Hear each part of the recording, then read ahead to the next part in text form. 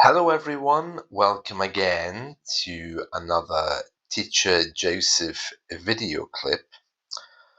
This week's weekly lesson is called The Return to Education, and it's all about me returning to university. It's been quite a stressful few days because my little cat has been ill, as I was saying on my podcast.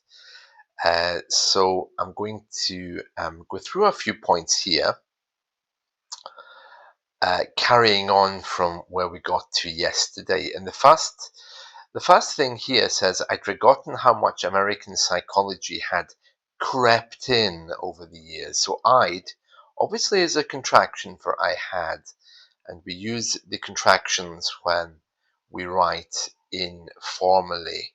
So I just decided to use this today to remind you that when you speak, you should always use contractions, but in writing, use them only in informal writing. Okay, so what color will I choose today? Well, let's go for yellow. Beautiful, beautiful. I'd forgotten how much American psychology had crept in. Now, this is from the verb to creep. If something creeps in, it slowly appears, and you might not even notice it, has crept in over the years. The tutors had been told to tell us one exciting fact about their personal lives.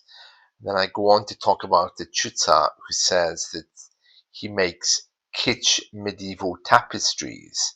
Kitsch just means something which is rather out of date, but still serves a useful purpose.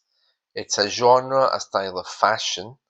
I love kitsch TV, as you may have noticed. In general, I love kitsch things. So kitsch, I believe, is a German word, and it's something which is out of date but still serves a very nice purpose. Forever Young, of course, is a very famous song. I'm sure you know that. Here it is here. Forever Young played in my head again as I remembered the first day of university, the first time round. So that's when I did it the first time.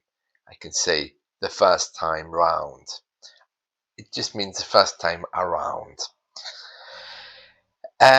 Yeah, maladjusted. A few of you have been asking me about this in our English lessons. It's just a reference to how we're not prepared for something. A lot of kids are maladjusted for parenthood, for example.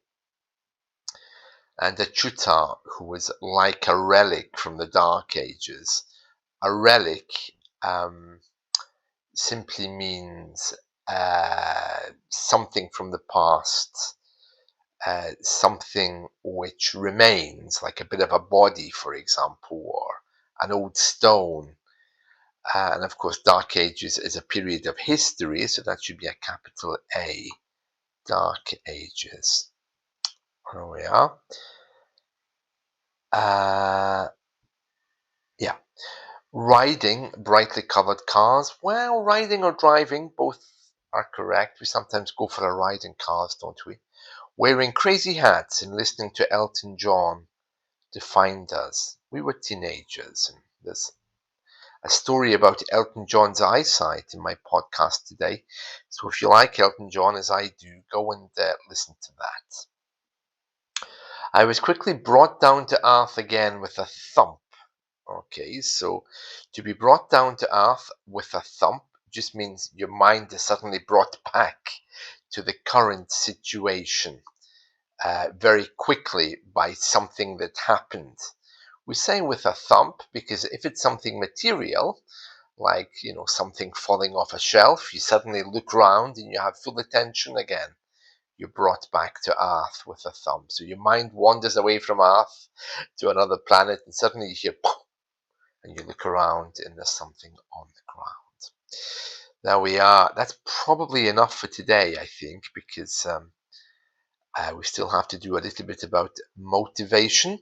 But I will just say, equipped we've covered before. It just means when you say something quickly and sometimes sarcastically. Equipped, you give an answer as part of reported speech.